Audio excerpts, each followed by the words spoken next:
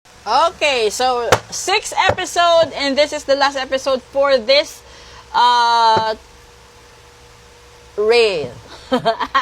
Ito yung ito yung kasi 6 lagi yung episode na ina-upload ko. Tapos hindi ako makafocus dahil sa meron akong kausap na kliyente. So ngayon, ang Real Talk episode natin, 204. This is good from October 1st down to October 7th. Sa gustong magpa-ritual, magpa-cleansing, magpatanggal ng kamalasan, sa gustong bawiin yung mga mahal nila sa buhay, sa mga inagawan, kung gusto nyong bawiin yun, message lang po kayo, no? At gawin po natin ng paraan yan. At doon naman po sa mga nabarang nakulam na sumpa at gustong magpagamot, message lang din po kayo. Again, this is a real talk natin. At ito yun. Strength. This is the bear. The bear symbolizes a strong source of support in times of difficulty and adversity. It may be time for you to stand for your beliefs or your truth with the strength and confidence.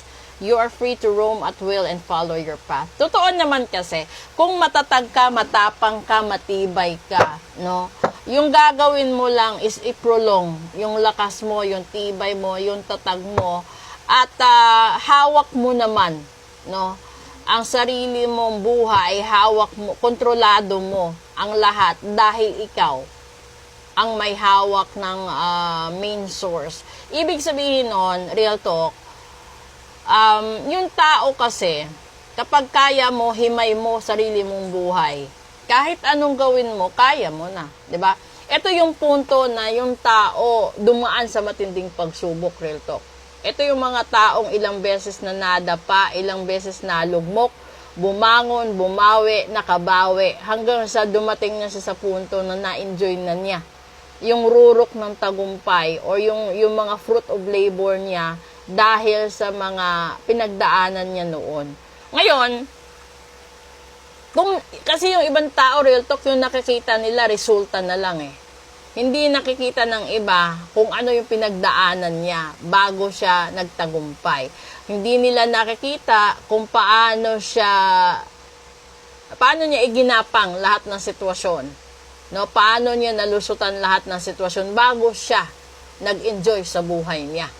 Kaya lahat ng mga tao, bago niyo din i-judge, no, ang bawat isa, baka pwede namang i-background check niyo, ano ba yung pinagdaanan niyang hirap, pagod, kabiguan, no, at kasaklapan sa buhay, bakit siya nagtagumpay.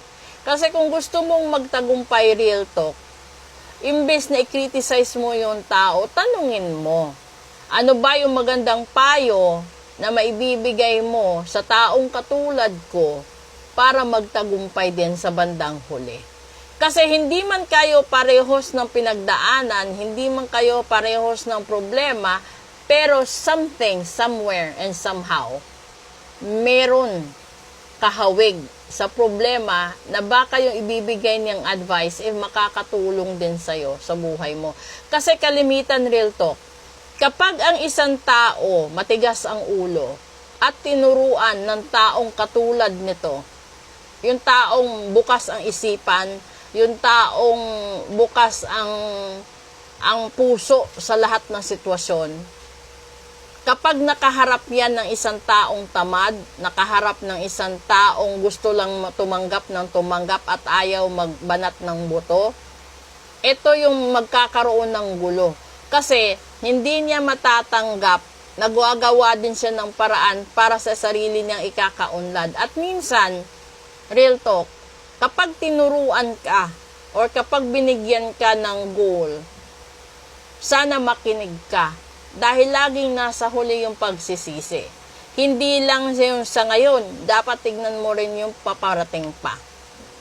Hindi ka lang maging kampante na binibigyan ka, dapat gagawa ka rin ng paraan sa sarili mong sikap na uunlad ka rin sa sarili mong pagsisikap. Ganun yun.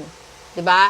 Kasi hindi naman habang buhay may taong magbibigay. Hindi rin habang buhay may taong susuporta sa iyo. Ito ngayon lumabas dito, kailangan mong maging matatag, matapang, matibay sa lahat ng pagkakataon. So again, this is our Real Talk episode 204.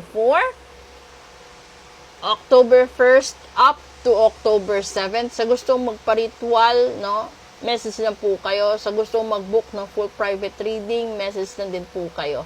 Maraming salamat po at magandang umaga.